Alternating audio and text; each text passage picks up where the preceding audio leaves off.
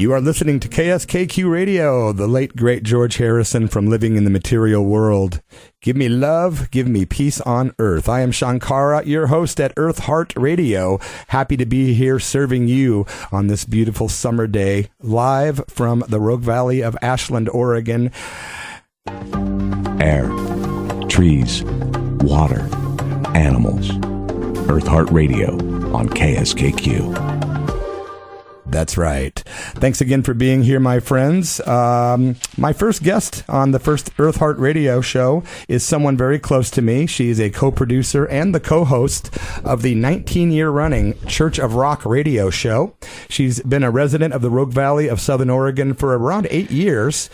She has a 4.0 master's in psychology, a second degree in religious studies, and today we will be discussing lucid dreaming, and I welcome my guest, Tracy McCloud. What it is? What's up? How are you? I'm good. I'm really happy you're my first guest. I'm really happy too, and I'm a little nervous. Yeah. But I know what I'm talking about, I think, to an extent. So well, you definitely know more than I do. That's why I thought I'd have you on. There was a list of things I would like to have on the show as topics, and I thought, let's just dive in with someone I'm really comfortable with to break the ice and sort of be my good luck charm, and that's you. Well, I appreciate that, and I'm not an expert on this subject. It's a hobby, and it's something I've studied quite a bit over the last several years. So I have noticed, and it's intrigued me. So I thought, let me break open the Eartheart Radio with some lucid dreaming. Before we start, I'm just going to take a stab in the dark. Lucid, of course, meaning being conscious, I believe, and then dreaming. So lucid dreaming, for those who don't know, is basically being conscious while you're dreaming. What is lucid dreaming? Well, it's pretty much exactly what you said. It's a dream basically in which the dreamer is aware that they are dreaming. During the dream, you can gain control over the dream characters, the environment. Sometimes you can become lucid, but not have control. I mean, you can know you're dreaming, but things are just kind of happening to you. But it's basically when you're aware while you're in the dream. Yeah, that was my second part of the question, was how is it different from regular dreaming? So I would guess it would be if you are very conscious of your dream and all of a sudden you go back into not being conscious, that's the difference. And that happens. That happens quite often. Really? You will be in a dream and you can become lucid. Oh, wow, I'm dreaming, and a lot of people get really excited and they wake up. That's usually what happens the first time someone lucid dreams. They're so excited about it that their heart beats and they wake up. Okay, so that takes me to this, and I've only got a few prepared questions because this is kind of a deep subject. We don't have to have a lot of questions. It is a deep subject. But so how does one lucid dream? How does one actually keep from going into the where you just don't know that you're lucid or conscious? How does that work? Well, what techniques do you use? There are several techniques that you can use to help. Basically, what it takes is practice. First of all, meditation is I would say that is probably my number one thing that I would tell people that would help them to have lucid dreams. Meditators tend to have, I think it's something like 60% more lucid dreams than people who don't meditate. Interesting. Yeah. You're basically kind of doing the same thing. You're going inward, and you're making yourself more aware. Meditation has always been, it just makes you more mindful. We've found that the lucidity in sleep, meditating at night, and your lucidity in sleep are just highly correlated. You're basically improving your awareness to the present moment by practicing mindfulness. Okay. And your awareness will rise not only from meditation, but your awareness rises during your subconscious state as well. Okay, makes sense. That makes sense to me. Meditation is a big part of it. Another thing, reality checks. What is a reality check? I don't know, but I need one. For instance, right now, do you know if you're dreaming? Is this a dream or is this reality? And how do you know? Some people debate that. Yeah. It's like, how do you know? So what you need to get used to doing, and this is like pretty important part of it, all throughout the day, whenever, and you can set your phone even to give you reminders, every couple of hours. Ask yourself, am I dreaming? And then do something like, okay, I couldn't poke my finger through the palm of my hand if I were not in a dream. Try to do that.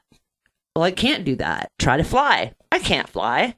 Now, don't jump off a building or anything, but, do reality checks throughout the day. And if you do those throughout the day and you do them every day, eventually they will carry over into the sleeping state. So it's like a practice. So you'll be in a dream and you'll remember to ask yourself, am I dreaming? Okay. And you'll try to do something, and all of a sudden, like flying, which is one of the most popular things that people love to do in lucid dreams. And then all of a sudden, you'll be able to fly and you'll know you're dreaming. I do have, since you just said that, I have some subconscious memories of leaving my body and flying. And I remember coming back to the body like real quickly, like it was almost a shock to be back in my body. Now, I think people get kind of confused, and maybe that's a whole nother show, but lucid dreaming is a different thing. It's a different experience than an out-of-body experience. So let me ask you, lucid dreaming is different than astral travel? It is different than astral travel. So a lot of people don't believe, again, that you can do that's even possible. But astral travel is basically happens when you're in that in-between stage. Right. The in-between stage where you're seeing the kind of the swirly things behind your eyes. Yes. It's called the hypnagogic state, I believe. Wow. Where you're seeing little circles and visions behind your eyes, and you're just about to fall asleep, and you might even start to hear little sounds or voices, people talking.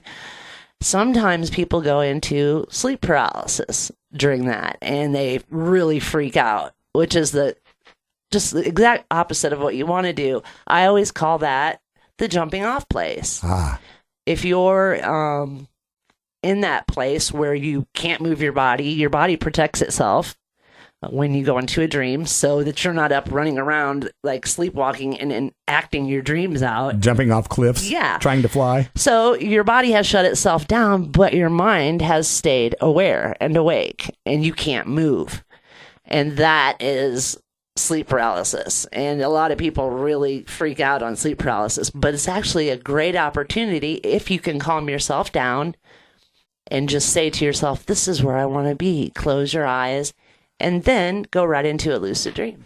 Let me ask you this, Tracy. How did you first become interested in lucid dreaming? What was the first thing that got you into this? Well, I had a lucid dream, and this has been, I don't know. I want to say over 25 years ago. I had them as a kid, not knowing what they were, and I was going to college at the time, community college, and I kind of just started asking a few of my professors, psychology professors, about it, and some of them were why would you be interested in that? It's it's kind of more the humanistic side of psychology that is open to this aspect of lucid dreaming. Science didn't really recognize lucid dreaming until 1978, but the actual history of this type of experience goes back thousands of years. Really? You've studied the history of lucid dreaming? Well, yeah, I have. I've pretty much kind of tried to find out anything I can about it, but it was first mentioned, the first known textual description of lucid dreaming dates back before 1000 BC from the Upanishads. Wow. Yeah, the Hindu oral tradition of spiritual lessons and philosophy. Yes. They describe how to best direct consciousness in the dream, or, vision states of sleep, as they call it. That Indian influence kind of spread to Tibet, where the animistic tradition of Bonpo they assert that they have been using their type of lucid dreaming in meditation for over 12,000 years. Whether that's true or not, I don't know. But in several different ancient societies, there are drawings and writings about lucid dreaming. It kind of, this cultural fusion between Tibet and India, it's a shamanic practice in Buddhism, and this came out in written form in the Tibetan Book of the Dead. That's from around, I think, the 7th or 8th century. 7th or 8th century. And then later on, 1935, a guy by the name of Walter Evans translated the Tibetan Book of the Dead, and that was the first time in 1935 that a Western audience kind of learned these ancient practices. We could do a whole show on the Tibetan Book of the Dead, by the way. Seriously.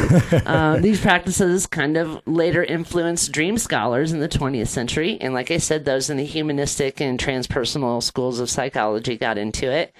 And of course, in the 60s, when everybody was experimenting with psychedelics and, LSD and those sorts of things, lucid dreaming kind of jumped to the forefront and became kind of pretty popular. It was also very popular in the writings of Greek philosophy. Socrates, Plato, Aristotle all wrote about the nature of reality in dream states. I did not know that. Yeah, Aristotle was the first person to clearly describe, I think around 350 BC, he has a treatise called On Dreams, where he basically describes lucid dreaming.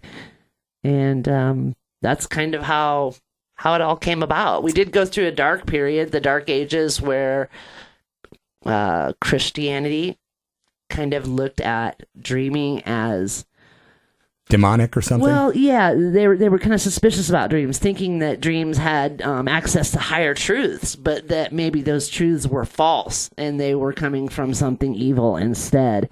So it's kind of a misconception by Western religious leaders at that time. And they were basically telling people to ignore these dreams.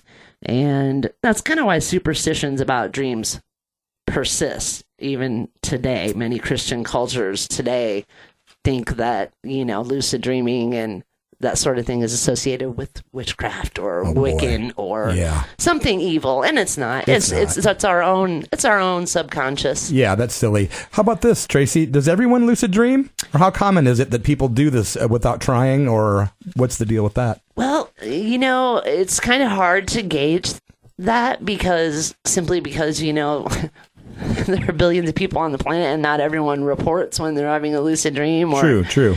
Are there studies of people that have said they've had that happen without even trying? Or are there a lot more people that are into it that do report? Like, how do you get that kind of research or that information? You can go on and Google. There's lots of information. The Lucidity Institute is a great, Stephen LaBerge, who started that, is a great resource. But I think myself personally, in asking people,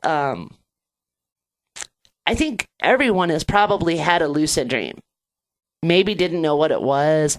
So they might wake up confusing reality with fantasy, not even knowing that they had successfully achieved lucid dreaming. False awakenings. Those are very common, where you think you're awake and you're still dreaming. Wait a minute. That sounds like a really heavy song title or something. False awakenings. And that's kind of scary. Yeah, you think you're awake and that's why reality checks are so important, because you can always, and you can use dream symbols. Things in waking life, like clocks, for instance. That's a big one, because clocks are never right in dreams.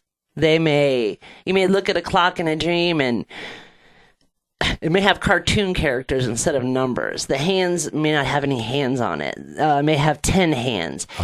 Then, if it's a digital clock, it may be like just, gibberish. But clocks, if you can find a clock in your dream and look at it and remember, wow, clocks don't really look like that. I see. Is that what you call a reality check? That's a reality check, and that's one I use. Clocks are, and I tend to always look at a clock. You ever find that synchronicity where you look at a clock and it says 11:11? Yeah, that happens a lot. Or 3:33. Yeah, and people say, "Oh, it's just a coincidence," but I don't believe in coincidence. No, I don't either. And these reality checks are, they sound silly, but I think they're the single best way to make yourself lucid in a dream. Interesting. Let's show some love to our underwriter. Take a brief pause. Underwriting support for KSKQ is made possible by Jewish Voice for Peace. Jewish Voice for Peace members are inspired by Jewish tradition to work together for peace, social justice, equality, human rights, respect for international law, and a U.S. foreign policy based on these ideals. For more information, visit jewishvoiceforpeace.com or call 541-220-7307. KSKQ thanks Jewish Voice for Peace for supporting community radio. And thank you to our listeners. A few people checked in. My father is actually tuned in. Hello, Dad. Don in Omaha, Nebraska is tuned in. Thanks to David Valley over in Medford. Bob over in Marcy, New York. Hey, Brother Bob. George and Sandy down in California. I know these folks are listening, and we appreciate your support very, very much. Welcome to Eartheart Radio. I am Shankara Das. We are talking with Tracy McCloud about lucid dreaming, and we are still in the middle of that talk. So, Tracy, what are the benefits of lucid dreaming? Well, it's limitless. I mean, really? Yeah, they are limitless.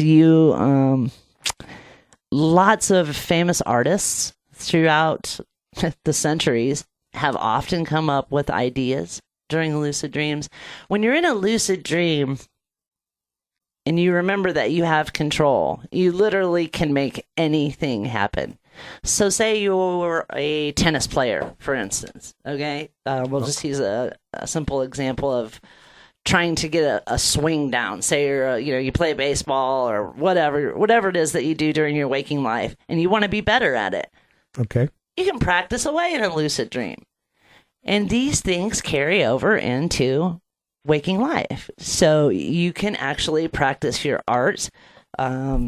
You can ask questions that are actually, you can ask for a dream guide in a lucid dream. Anything is literally possible. I don't know if you've ever seen the movie Inception. I don't remember. That's kind of what everyone's, or a lot of people's idea is of lucid dreaming. It's really not quite that complicated. They go really crazy in that movie, but it makes you more aware in your daily life, like I said, and it also, it's cathartic. For instance, I have spoken to my mother in dreams. My mom passed away in 2000, and when I become lucid in a dream, if I want to, I can say I want to talk to my mom, and then my mom will be there. Now, some people will say that is your subconscious's version of your mom. Now, what do you believe? And some people believe that, there are other planes of existence, whatever, that people can actually come through and communicate that way. I believe that, but I don't know if I believe that I'd be talking to my mother, because when she's not in the physical body and the consciousness isn't associated with that body any longer, would it really be, quote unquote, your actual mother you were talking to? I mean, I'm not debating it. I'm just thinking Sure. as we go along here. Sure. And that's, one of the mysteries of lucid dreaming. Yeah, mystery, that's the word. It's a big mystery. Whether or not, are you actually, but it's been very cathartic for me, because whether or not it is her or it's my subconscious, it feels good to you. I can ask her questions, I can hug her, and I'm not debating it. It could very well be the energy of the mother that was in the physical body here coming to aid you or to give you comfort. I've certainly liked the idea that could happen. And I've gotten so deep into lucid dreams that I will say things like, anything that is not real, anything that I'm making up, go away. And only what is real remain. Now, there have been times when I've done that my dreams have went black. And then a dream guide will appear. Wow. It's actually, and it's not someone, now maybe it's someone that I saw before when I was 4 years old, because we maintain retain all that information in memory, whether you can recall it or not. Yeah. Well, is another thing. What about hypnosis when they have a thing called regression? They take people back through the subconscious and things come out that you completely forgot, but it's still right there inside of you. Yes, exactly. And we carry all those memories of just even faces of people that might pass by us for a few seconds that you look at. So those may be in your dreams because all those memories are stored in this big computer that we call a brain. That's heavy. And so in your dream, you can talk to people that maybe you have an issue with, or you want to approach them about something in waking life, but you're scared to do it. Practice doing it in your lucid dream. There you go. Or just have a great time. And flying is one of people's most favorite things to do. And I will tell you, Shankara, that flying in a dream gives you an adrenaline rush that will carry you through an entire week. Well, kind of like when I go to my meditation group, it carries me all week because it's just so healthy. Yeah. And, you can do things like we know that melatonin increases during lucid dreaming. That's what causes it. So like things like looking at your phone, like false light, that decreases melatonin. Wow. So you don't want to be looking at your phone or TV an hour before sleep. No. Can you picture some of the yogis in the caves in the Himalayas looking at a phone in their cave? Let me check Facebook in between my meditation here. Really. You wouldn't see Baba Hari Das on Facebook probably. I know we don't have a lot of time. I just kind of wanted to tell people that like the basic ways that you can try to initiate a lucid dream if you don't have it. If you don't have them or, you're frustrated. And like I said, it may take some practice for several months before you have one. But do reality checks, test your reality throughout your day in the real world so that this carries over into your subconscious. Meditate. That's good for everyone. No matter what your spiritual beliefs are, it has nothing to do. Meditating is good for your brain. It's good for your body. And it helps you become a better lucid dreamer. Dream journaling, so important. You have to be able to recall your regular dreams that aren't lucid. Before you can really be a good lucid dreamer. So being able to recall your dreams, write them down. Everybody has a smartphone next to their bed. If you don't want to get up and write it down in the middle of the night, simply record it on your phone. Dream journaling, dream recall is a big, huge deal. Also being able to identify dream symbols, like I said, clocks, mirrors. Look at your hands. Oftentimes in dreams, if you look at your hands, they don't look like they look in waking life. They look different, So, and then having a mantra that you say, I will remember that I am dreaming. I will remember that I am dreaming. And it's kind of like a mantra you would repeat during meditation. If you repeat this mantra, eventually you're going to repeat it. Yeah, all the other thoughts are going to go away, and what you're trying to focus on is going to stick with you. Exactly. And so, like I said, we could go on all day about the topic, but anyone can do it, and it's at the very least fun. It's cathartic. It can make you more aware in your daily life. It can make you a happier person because you're doing these things in your dreams that you're not able to do in waking life. You can visit any place that you want to visit, talk to anyone that you want to talk to, go have a chat with Elvis. I think I'll do that. So literally it's good for everyone, and anything that makes us more self-aware is good for you, in my opinion. I love that. We are wrapping up our talk with Tracy McCloud about lucid dreaming. Tracy, it's been really awesome and educational for me. Can you tell that I get really excited about this topic? And like you said, we could talk all day, and I feel that you have much more to share, and I regret that we don't have more time. But thank you for spending about 20 minutes with me on the show today.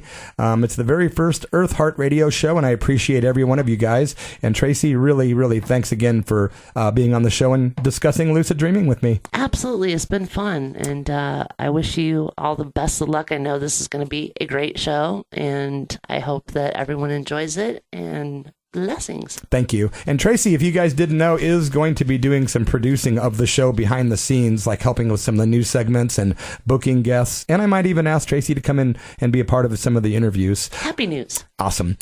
Biscuits and Vinyl is proud to be an underwriter of KSKQ. Located in Talent, Oregon, Biscuits and Vinyl offers carefully curated records and goods. They offer a collection of new and used records in a wide variety of genres. Biscuits and Vinyl is located at 103 Talent Avenue in downtown Talent, Oregon. They are open Wednesday through Saturday from 11 a.m. to 6 p.m. KSKQ thanks Biscuits and Vinyl and listeners like you for supporting community radio. We're going to roll back into some George Harrison from Living in the Material World, and we have a positive news segment on the way. Stick around. You're at KSKQ and, of course, Eartheart Radio. Thanks for being here. Gratitude is our attitude. Thanks for tuning in to Eartheart Radio on KSKQ. At Eartheart Radio, our religion is love. Tune in every Sunday at 2 p.m. on KSKQ. Welcome back, my friends. You are at Eartheart Radio on this lovely Sunday afternoon. Shankara with you. Got about 15 more minutes, and then it's time for our next show. And you know, I was a little nervous coming in today, so I'm going to have to see what exactly is coming up next so that I can properly promote that. And I will do that before I leave the air today. That was George Harrison, of course, Living in the Material World, from the album of the same name, which is an amazing record. Today we are spotlighting Baba Hari Das, the saint from India, and I wanted to read a couple passages before we kick into our positive news segment, which is on the way just very shortly. This was written by Baba Hari Das. The world appears when the mind functions. The world disappears when the mind stops. If one is unconscious, it is plain that the world doesn't exist. But there is a world that always exists, whether one is awake, asleep, or unconscious. A physical world like a house or a car. The mind creates a world of its own over that physical world, giving a shape and a color to objects and creating a relationship with them according to its desire. A church, temple, or mosque is seen as very sacred by devotees, but if enemies invade, they won't see it in the same way. These people won't hesitate to burn or ruin it. A woman is seen differently by her lover than by her brother because their desires are different. In this way, the whole world that is seen and experienced through our senses is a projection of our desires. When our desires change, the object also changes. For example, your intimate friend visits you and you see him as beautiful. Then the friend steals your watch from your table and you get into a fight. Now your desire is changed. The friend changes into your enemy, and his form also changes from beautiful to ugly in your eyes. The world, as perceived by our senses, appears to be true and real as long as the mind is polluted by desires. When the mind is purified and pure consciousness is developed, then the projected world will disappear and there will remain the one reality. That is Baba Hari Das. Pretty heavy, man. I'm really interested in this guy. He's really amazing. He's got a lot of books that I'm reading. I'll read another short passage, and then it's time for the positive news segment. What is life? It is a continuing process of taking birth, growing, decaying, and finally dying. We take birth, we desire, we fight for possessions, and worry about not having our desires fulfilled. This creates anger, hate, and jealousy. In this way, from birth to death, we carry a burden of pain. The cause of the pain is self-created desires and the resulting attachment to desired objects. Contentment exists when life is accepted as it is. Enjoy what comes to you, don't desire pleasures, don't get attached to the objects of senses, and accept death as a part of life. Then you will not carry a burden of pain, and you will live in the world peacefully. A method for achieving peace. First, put limits on your desires. Then gradually reduce the limits. That will automatically limit the pains. When the desires are reduced to nothing, the burden of pain will be lifted from your shoulders forever. That's Baba Haridas.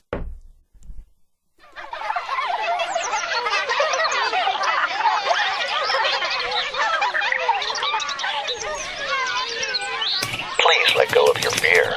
Positive news is here.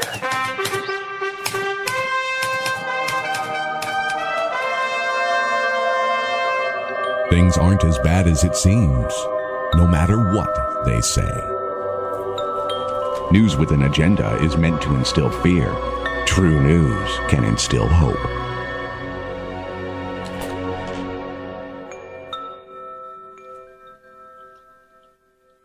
And that's what we're going to do. Share some positive news segments with you guys before we get out of here today so you can walk away a little bit happier, maybe a little uplifted. A Canadian woman finally has the ability to shake off her financial worries thanks to an unprompted donation from a pop star.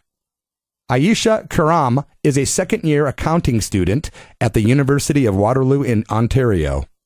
Due to the province's recent cuts to student assistant programs, Karam had been struggling to scrape together the money for her upcoming semester. In addition to her mother suffering from chronic kidney disease, both of her parents work low-income jobs as Pakistani immigrants. So Karam knew that she had to raise the money on her own. At the suggestion of her friend, she created a PayPal account for people to contribute to her college fund. Hours after making the account, she received a donation for $6,386.47 with a note reading, quote, "Aisha, get your learn on, girl. I love you." The donation, which covered the entirety of her tuition, was paid by pop star Taylor Swift. Kind of cool. Did that unprompted, just help the girl get through school. That was really cool, man. Another positive news and other celebrity positive news. I figure why not stick with it, right? Jaden Smith is famous for being a musician and actor, but now he's adding philanthropist to that list. Earlier this week, the celebrity celebrated his 21st birthday by giving away free vegan meals to homeless people on Skid Row in Los Angeles. The giveaway was just the first of many pop-up events that will be hosted by Jaden's new, quote, "I love you" restaurant, vegan food truck. This is not the first time that Will Smith and Jada Pinkett's son has made headlines for charity work either. In March, Jaden's foundation collaborated with a church in Flint, Michigan, and in order to deploy various water filtration systems in Flint. Now that's cool. I like when I hear that celebrities actually use money to, further a higher cause. In other positive news, a man in Colorado felt at a loss after one of his dogs died, so he began adopting dogs no one else wanted. That's right, he approached a local animal shelter, and he asked if they had any dogs that no one wanted. Quote unquote, "So I adopted a 12-year-old Chihuahua named Eeyore with a heart murmur and 4 bad knees, and I brought him home, and that was the beginning of all the animals. Greg now has 10 dogs, 8 senior dogs with health issues and special diets, as well as his sister's dog and a roommate's dog. And by the way, he also rescued a pig, a rabbit, and a chicken." Moving on, positive news. A couple of weeks ago, the Kenyan women's lacrosse team played Israel, and they were at a slight disadvantage. The Kenyan players did not have cleats. They were actually playing with no shoes on. So the next day, Israel surprised the whole team with brand new cleats. That's so cool. A couple more for you. An 11-year-old boy in El Paso, Texas, has started the El Paso Challenge to encourage kindness to one another in response to the Walmart shooting there in El Paso. Ruben Martinez is challenging every person in El Paso, Texas, to do 22 acts of kindness for others in honor of the 22 people who died that day. Quote, "He was having some trouble dealing with what happened," his mother said. "I explained to him that we cannot live in fear and that people in our community are caring and they are loving. I told him to think of something to make El Paso a little better."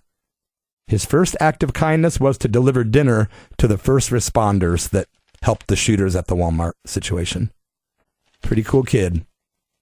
And in my last positive news segment. Oregon Governor Kate Brown signed a bill last Monday requiring cage-free eggs in Oregon. Yep. The law mandates that commercial farms with 3,000 or more chickens give their birds room to move around and stretch their wings. And by 2024, all eggs produced or sold in the state of Oregon must come from cage-free hens. Tracy, what do you think about that? You know, I'm really excited about that. I think it's super cool. You know, I'm an animal lover. I hope that the law actually, sometimes the wording of the laws, you know, the chickens just have to have an inch or two to move, and that's considered free range or whatever. I don't know, something like that.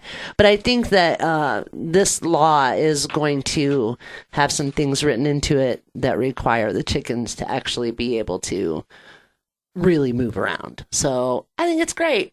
I think it's absolutely wonderful. Awesome. I have just myself, if you have 1 second, something positive that came out of the El Paso shooting. Yeah. There was a gentleman who lost his wife of 25 years in the shooting. Just such a tragic incident. And he had no family left. That was the last family that he had. So he put an ad out saying that he had no family. And like 1,000 people showed up at her funeral, and flowers came from as far away as Asia and Europe. And so the community came and basically supported him after this terrible incident in El Paso. And that's putting the unity in community. It sure is. So wow, that's God beautiful. bless El Paso and what they're going through down there. So thank you, Tracy. Thanks for being here at Eartheart Radio. We've got time for one more song, and this is from George Harrison's Living in the Material World album. It's a tune called The Light That Has Lighted the World, right here at KSKQ and Eartheart Radio. The late, great George Harrison at Eartheart Radio. I am Shankara, getting ready to wrap up for the very first Eartheart Radio show. I really want to say thanks so much to everyone that made a point to tune in today to support me or to listen to the show. I want to give the disclaimer that every single show will be completely different. Next week on the show, we will chat with Vanessa Hauk, who is instrumental in feeding people. That's right, feeding people that are unhoused or that don't have the luxury of money or food. This woman is a virtual karma yogi, and I can't wait to have her on next week. That will be Vanessa Hauk. Tonight, we've been spotlighting Baba Haridas, and I've got one more reading from him, and it's this: anger, hate, jealousy, attachment, unkindness, and greed pull the mind toward the world. The mind can't see anything beyond self-interest. Every activity of the mind becomes selfish.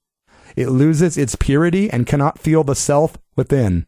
It loses its power of retaining God consciousness and totally merges in the transient reality of the world. As long as these holes of negative qualities are not sealed, God consciousness cannot be retained in the mind, just as water can't be carried in a sieve. I'm Shankara Das. Thank you for listening to Eartheart Radio. You are at KSKQ, 89.5 FM Ashland, Oregon, and KSKQ Translator, K231CW, 94.1 FM Medford, Oregon. Catch you next week. Hari Rama.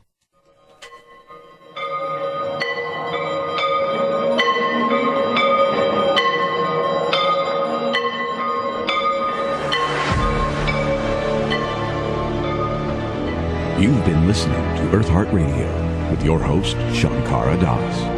Eartheart Radio is produced by Shankara Das in association with Sister Tracy and Krishna Consciousness. Please tune in every Sunday at 2 p.m. Pacific Standard Time for more Eartheart Radio.